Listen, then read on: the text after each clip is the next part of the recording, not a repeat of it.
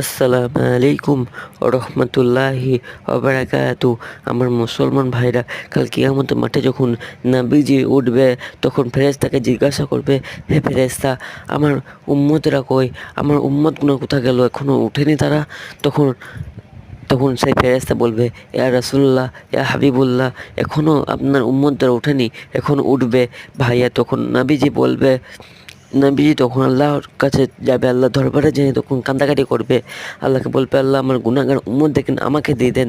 তখন আল্লাহ বলবে, রাসূলুল্লাহ, হাবিবুল্লাহ, আমি তো আপনাকে কোনো টেনশন দেবো না, আমি তো আপনাকে পেরেশানি করব না, আমি আপনাকে নারাজ করব না।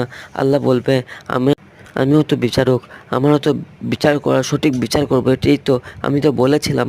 তখন আল্লাহ বলবেন, আমি তো, যে ইমানদার হবে তাকে আমি জান্নাতে পাঠিয়ে দেবো। ভাইয়া, তাই আমরা ইমানদার হতে হবে। এবং ভিডিওটা লম্বা হয়েছে, সবার কাছে